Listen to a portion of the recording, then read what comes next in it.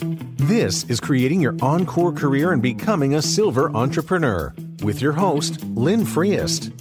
Lynn will share ideas and expert advice from people that are walking in your shoes and living their encore careers, where they want and at the pace they want. You'll start a company of one with confidence and knowledge to live a fulfilled life of freedom and ease. Lynn is a coach and leadership consultant whose mission is to show senior leaders and experts how to start something refreshing and new after a full career in the corporate environment. Welcome to this episode of the podcast, Creating Your Encore Career and Becoming a Silver Entrepreneur. This is episode 112, and it's navigating from the corporate life to the consultant life with my good friend Curt Burnett. My goal on this podcast is to help you create a compelling future for yourself in an encore career and become, as I like to say, a silver entrepreneur. I will also share ideas on how companies can connect with your talent that they need so that it can be beneficial for both of you. I always encourage you to visit my website and download the summary at the bottom of the podcast episode and use that as a tool to capture notes as you explore the ideas in this episode. And if you're considering or starting an encore career, please take the self-assessment quiz to help you create some quick clarity around some of your possible choices. Well, today we're going to be talking with my good friend Curt Burnett. I've worked with Curt for many years in the corporate world, and more importantly, we have both been building our encore careers at about the same time. Curt's path has been different than mine, but it really illustrates the variety of ways that you might choose to create your encore career. Some of the questions that we're going to be discussing include, Curt's journey in creating his encore career, some examples of how you can prepare for an encore career while still working, the importance of creating your new networks and what that can bring to your career, and then some quick observations on how boomers and millennials have different perspectives with respect to process and structure and work, and maybe how each of us can provide value in that. Welcome, Curt. It's great to talk to you again and look forward to our conversation. So just as always, I'd like to start off with you sharing a little bit about yourself, where you've been, what you're up to, and then we'll go on. Thanks, Lynn, for having me. And this is an important story about Encore Careers. And it depends on when you start thinking about it. It really takes a lot of intentional thought.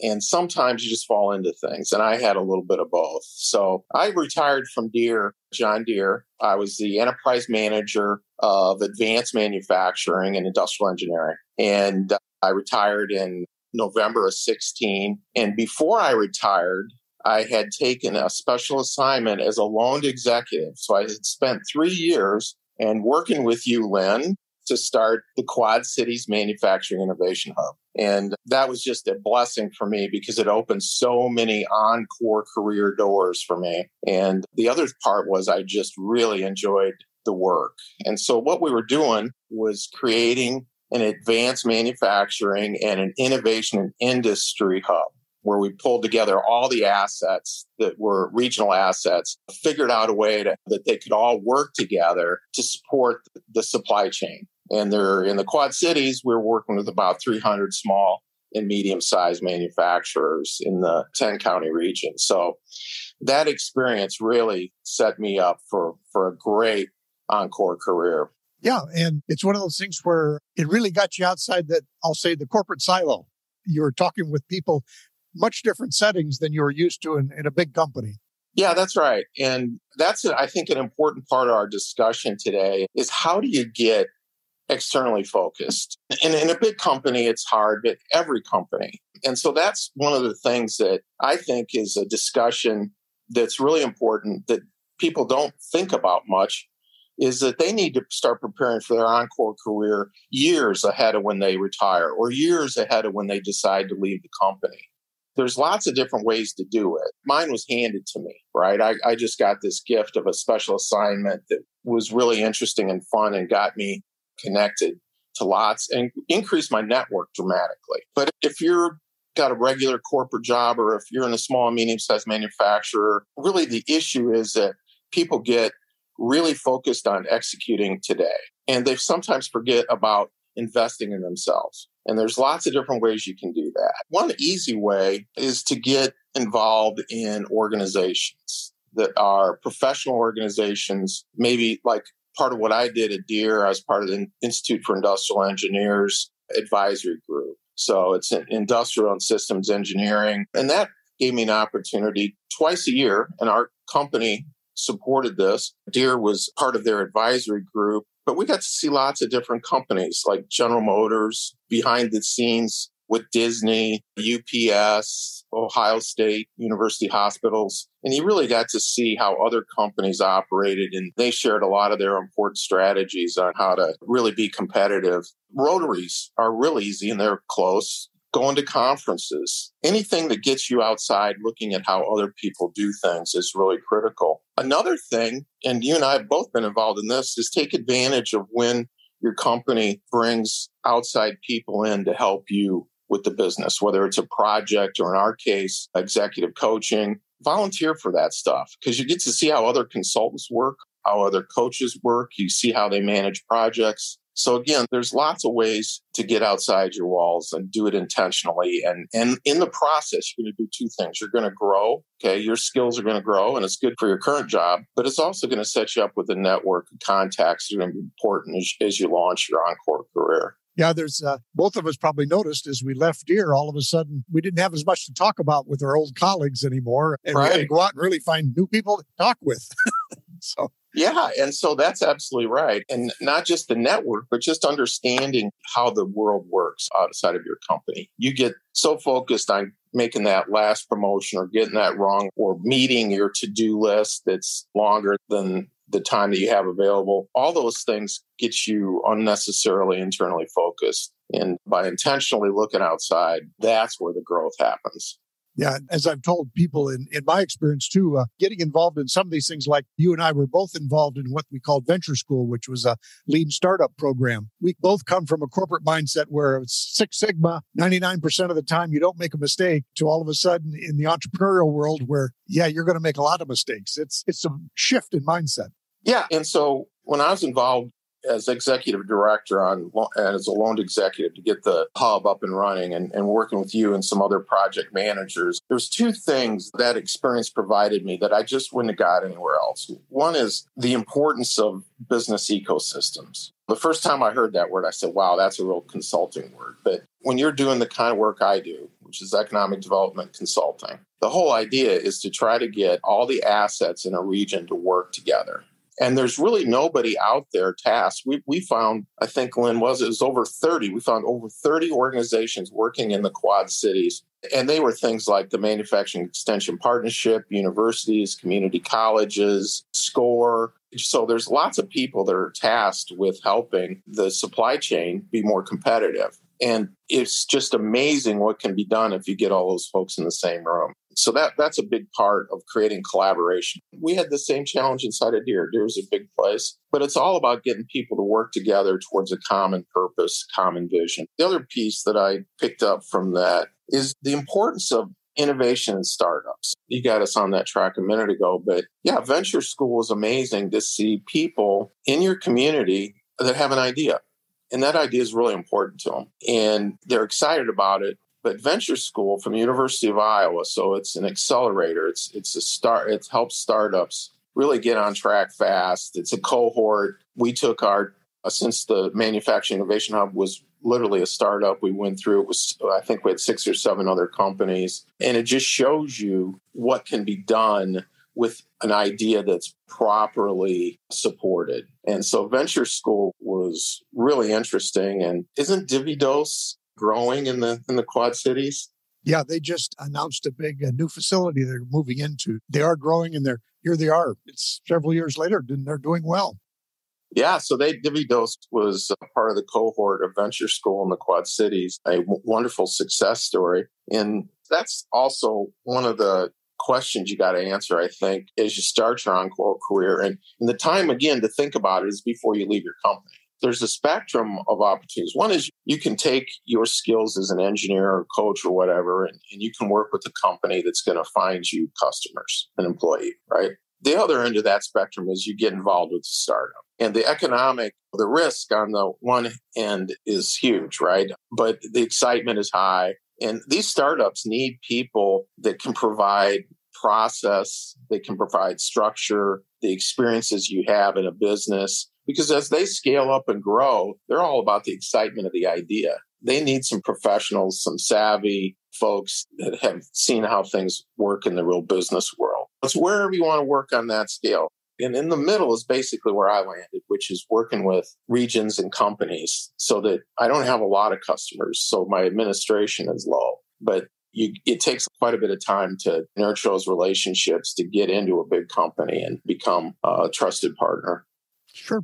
And I think, again, you didn't just stop with the Manufacturing Innovation Hub. Then you moved on and you worked with different organizations in the state of Iowa, for example. So it's not that it's a one and done thing. You just, keep working on different ideas. Yeah, that's right. And each project, if you keep your awareness up and you're looking, there's opportunities. Each project opens new doors. So just like you said, I worked as this executive director. I had no idea 10 years. I knew that I wanted to keep working. And so part of the reason I actually took this special assignment at Deere as a loan executive was it was going to be something new and different. I was going to meet a new group of people. I had personally chosen to be focused outside the walls of my company, and it created some relationships. But the hub really opened some doors. As you mentioned, I did some follow-on projects with grant money for North Carolina. I worked with a group out of DC, had some projects where I worked with them.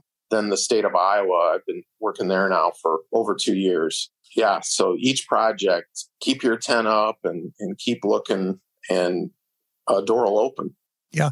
And I think that's an interesting, again, contrast between our corporate life and this life is we may have had a long career, but that's not necessarily true in the Encore life. And you probably don't want it that way. You do get to move between projects and companies and things that you do. But it's a change from, hey, I got a spot in the company. I know where I'm going, all that, and it'll last for years. But this is different now. Yeah, that's right. And again, it depends on what your motivation is, right? But if it's really about income and security, then you got to find that company that's going to go find you the customers and have a steady stream of work for you. If it's about the excitement of creating and doing on your own, find some bigger customers and some bigger projects or startups.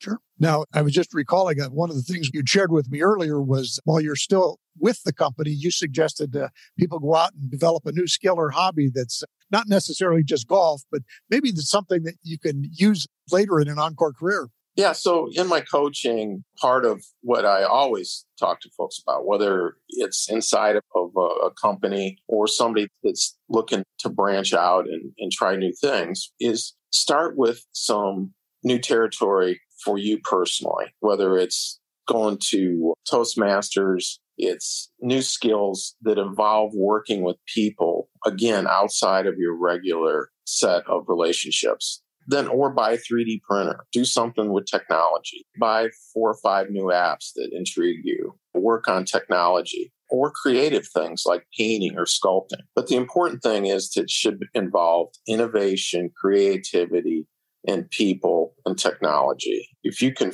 find some areas that turn you on in those, that is something that you'll add. And again, you're going to meet some people that are going to be able to help you going forward. But it also creates a different mindset for you, and that'll pay off in ways that you have no ideas. Yeah. Now, you mentioned technology, and of course, that's one of the raps we get is people who are more advanced in our lives and careers is our technology skills. And yet you were at the forefront of Deere's technology development. And what have you noticed, whether it be personally or in the work? I think we still have value to add, even if we are new to some technology skills. But I'm curious, what did you notice about that? It's a generational thing for sure. These are generalizations, right? You can find people all over the place. But so my role at Deere was to work with a group of people. My staff was to figure out which technologies had the most promise for Deere's manufacturing. And it taught me how to think about technology is not get hung up on the technical parts of it, but what's the business benefits? And it's the same thing with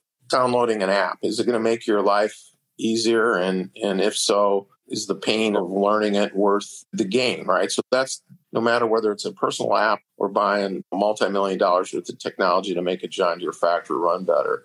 It gets down to understand. That's where it has to start. So for you personally. So that's a really good skill, is to start thinking about technology in that context. So what's the business benefit? As soon as I'm clear on that, how am I going to go forward? And so the millennials, of course, are really good on the technical side of it. I call my son-in-law constant. He's my help desk.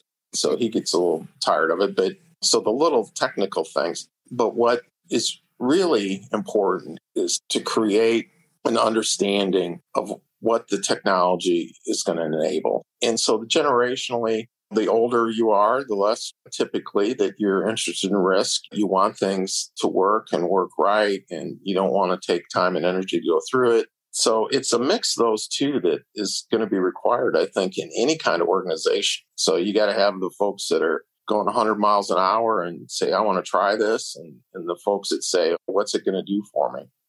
Sure. Yeah. And I think of, as I've talked with people, on one hand, if you're going to do an Encore career, you do have to own your expertise. So whatever it might be, maybe it was logistics, maybe it was finance, whatever it is, you do have to own that you've got value. But then you also have to be willing to be the apprentice. You may have to learn some new skills, some new technologies, whatever it may be.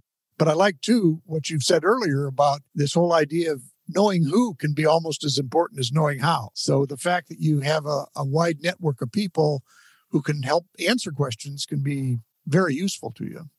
Yeah. And so when I got started, the very first thing I did is I hired a coach for my LinkedIn. And I'm about to do my LinkedIn 2.0. But at the beginning, when I was going out 4 years ago, it was extremely helpful.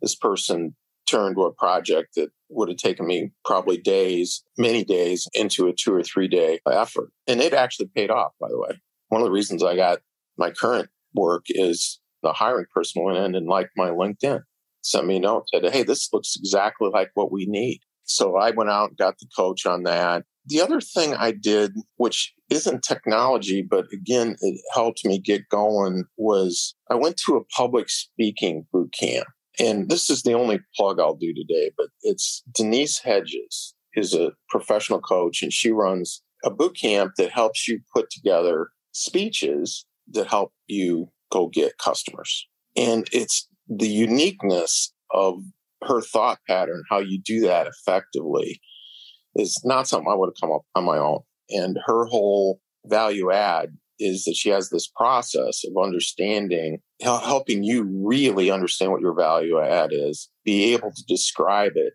and then turn it into a really interesting speech. And then she has a strategy on how to go find the right places to speak. And you put all that together. And so I was all excited about that because my anticipation was that pre-COVID that I was about to, one of my contracts was up. And so I was I had worked with a person who was setting up all these speaking engagements, and then COVID hit. But thankfully, my current client at the time extended me through COVID. So I'm about to get back and put together that speaking strategy to go out and speak at organizations as a way to find the next set of customers. Yeah, that's great. Yeah, I think, again, coming from inside the corporation and getting outside the corporation, how we talk about things is just very different. That exact point, Denise and her husband is a professional speaker and he works with you, but it took me a full day of them saying that in 100 different ways before I got it. But you're absolutely true. It's absolutely true. Well, I know one of the earlier lessons I had is talking with people about LinkedIn profiles or about pages. They say it's labeled an about page, but it's really about them, not about you.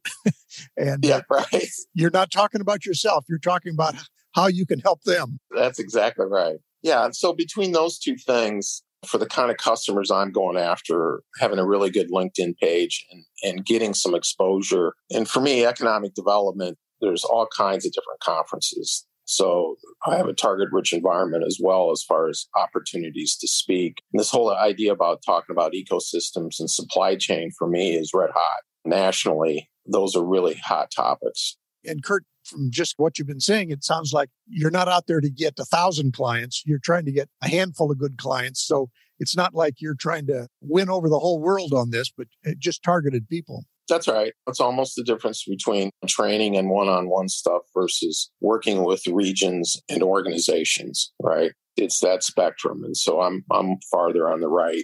And I might have to talk at scale, talk to 1,000 people to get 5 leads.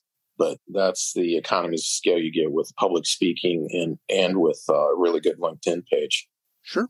Another thing that intrigued me as you spoke there is when you talk about the ecosystems and things like that, my sense is that that's not a common body of knowledge, I guess I'll call it. So that the extent that you can articulate and bring to people, hey, here's how you connect all the people in your community that maybe, haven't been able to be connected before. It sounds like that's a really interesting topic that you can share with people.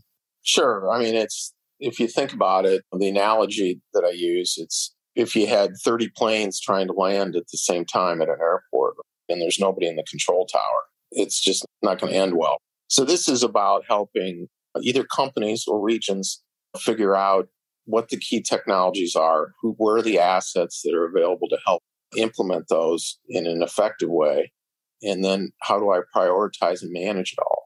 So it's all about technology right now, and even the workforce issues. It's about how do you create a technically competent workforce, and then also how to use technology to get rid of a whole bunch of the non-value add stuff that we really shouldn't have people doing. That's what you end up talking about with most of these organizations and regions, is how do you create and get all those assets to get your workforce up to speed and have your supply chain be technically competent and globally competitive.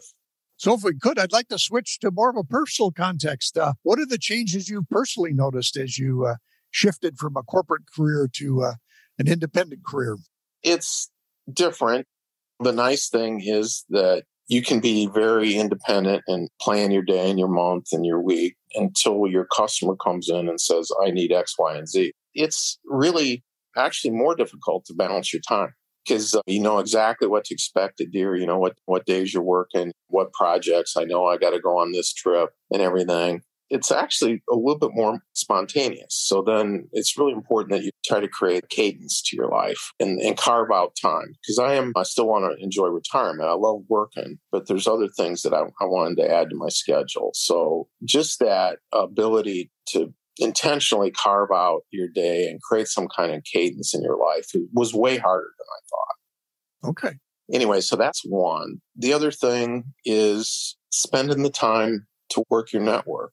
You need to carve, that takes time too. And you want it to be intent. And it's not just randomly pulling business cards out. The way that I did it was if I had something that I really said, I want a thought partner. Okay. Who do I know that I've worked with that I can call, can have a meaningful conversation with me? So that does two things. One is you're tapping into knowledge that you don't have. The other thing is it keeps your network alive. And Lynn, I appreciate you've taken probably a dozen of those calls in the last 2 years. So appreciate that. I appreciate your input too, because you've been a big help to me. So yeah, it's a mutual benefit, I'm sure. Yeah. So working that personal network, creating a cadence was a couple of things that really was a challenge for me. And then the other thing is, I haven't been doing much of this because I've been fortunate enough to get work. Doors have opened, as I described earlier, based upon my earlier projects. But the other, for me and a lot of folks that are in the consulting business, right now there's just an absolute flood of government money. So the CARES, Build Back Better, a whole bunch of that. If you're a consultant, you got to watch and figure out where all that's going. And that's time consuming because you want to try to connect and align and make the people that are going to get the big projects need help. That's a whole new world to me. And it's sometimes difficult to navigate. I've got a couple folks in Washington, D.C. that I call and that I team with and that I met in an earlier project. Actually, they were one of the consultants that helped us get the Klutzy's Manufacturing Innovation Hub going. Yeah, it's just every day is a different day and a new challenge. Yeah, I found that too, is that once I could, in a sense, define my day any way I wanted, then I had to actually sit down and define it. Yeah, exactly. And then again, on the personal front, I know early on, my wife said that I can't come bounding into the room, after I've been up for 2 hours, all energized, and she just waking up. Said, give me a break here, honey. Yeah, exactly. I think one of the things that I had down here that I wanted to also touch on, Lynn, was clarity on purpose. Early on, and even in my John Deere career, my tagline every day for me was make a difference. And then I got some follow-on work right away after the hub, working for the DoD. So I had a 10-month period of time where I had work. And in that period of time, I said, all right, so let me think about and define what I want to do for basically the rest of my life. And we had some training in our coaching, right, on how to define your purpose and everything. But so I Googled it and said, let me try to make this as simple as possible. Found a great article. It was from Inc. magazine. I don't even know if they're still in business, but it was like 6 or 7 or maybe 8 years old. And it was about setting your purpose. And it just worked like a champ. And basically that gave me my beacon. So if you get up every morning and you read your purpose, then it helps you make those choices through the day. Purpose has really been talked about, at the corporate level as well for the last 4 or 5 years. It's been a trending topic. But I would really recommend that people spend some time, however, to do it. And it doesn't have to be super complicated. I spent probably 3 or 4 hours thinking about it one day and then a couple the next. And then I revisited every week for a few weeks. So my tagline is empowering growth in individuals, organizations, and regions. And then I've got a paragraph on what that means for each of those folks. But that's another critical thing to think about before you actually leave or retire. Right. And again, today's world, people are leaving corporate world in their 60s or whatever, even in their 50s sometimes. You have a long, healthy life ahead of you in most cases. How are you going to spend that? And you could chase random projects and stuff, but like you've put together, hey, these are the themes I'm going to go after as far as what I pursue as I go through life. Yeah. And one thing that we haven't talked about, so I spent about 25% of my time working for NGOs or charities, I should say. African poverty relief is a big, passionate project for me. And coincidentally, or maybe not so coincidentally, I've run into in my work in Iowa, I've run into different partners, and we've put together, and these are large charities that work in the space, and we've put together an alliance, and we're making great progress in Africa on using agricultural best practices to reduce poverty. So again, that was a door that opened to me just from my consulting. I had been interested in working with an on-the-ground charity in Kenya. And then in my consulting work, I happened into 2 really key organizations that have become or in the process of partnering with us in Kenya. You just never know. I remember, too, you talking about in one of your visits to Kenya, they also introduced you to people involved in the broader sense of economic development in the country so that you took your other skills from your, quote, day job and were able to share some insights with people in Africa. And I thought that was interesting, too. Yeah, it's just crazy how similar the 2 challenges are. So in Kenya, it's about organizing the assets on the ground that are already there, focused on helping smallholder farmers produce more. There's a whole bunch of assets. There's a whole bunch of charities in the U.S. whose mission it is to use agriculture to reduce poverty. Okay. And I just happen to be a person that could bring all that together. So you're creating the agricultural best practices ecosystems in Kenya. What we're doing in Iowa is we're increasing innovation in industry and with a focus on Industry 4.0 in the supply chain. So that's what we're doing in Iowa. And really, it's a lot of the same challenges. It's just crazy how similar those 2 projects. They sound completely different, but the underlying things that you have to do are very similar. And I think that kind of boils down to one of the things of value people of our experience bring is how to help people get together to work on things, whatever the subject matter may be. You do have some abilities to bring to that and how to connect people, who to connect. And I think that's something where we do, in general, add value with our experience. Oh, absolutely. It starts with teamwork, right? And it's amazing in our careers how little teamwork there actually was. And I'm not just talking about John Deere, just in companies in general. And then teaming became a trending topic in business and all kinds of different strategies to increase the effectiveness of when you go cross department and you bring people together, it's teaming. The next level of that is collaboration. That's a whole different ballgame because what you're doing is typically you're in a situation where you're bringing together companies or organizations that could have very different agendas and different goals. And then the whole idea is where do you find common ground? And then organize those groups so they focus on mutually beneficial outcomes versus how they're different. That's really the essence of my work right there. Yeah, and that's a skill that spans across many topics.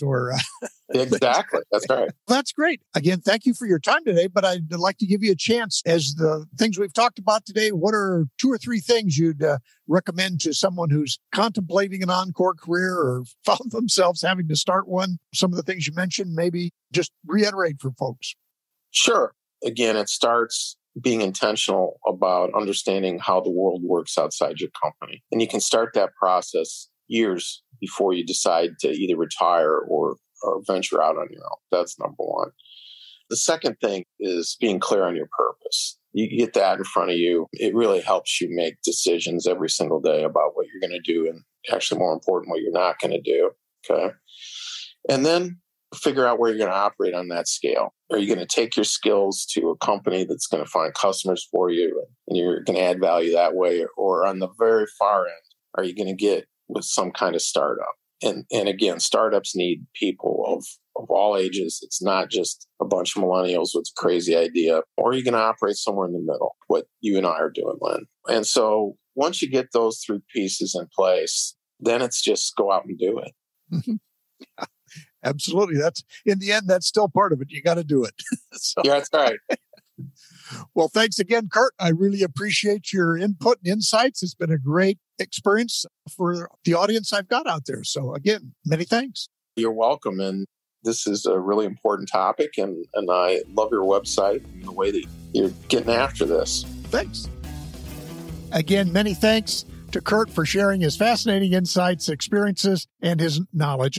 Some of the topics we discussed included his journey in creating his Encore career, examples of how you can prepare for an Encore career while still working, the importance of building new networks for yourself, and then some observations on how boomers and millennials have different perspectives on things like process and structure in work. Again, want to refer you to resources. I have Curt's LinkedIn profile and his email in the show notes. And finally, if you're considering or starting an Encore career, please take the self-assessment quiz to help you create some quick clarity around your possible choices. That's it for this episode. Thanks for listening, and we'll see you next time.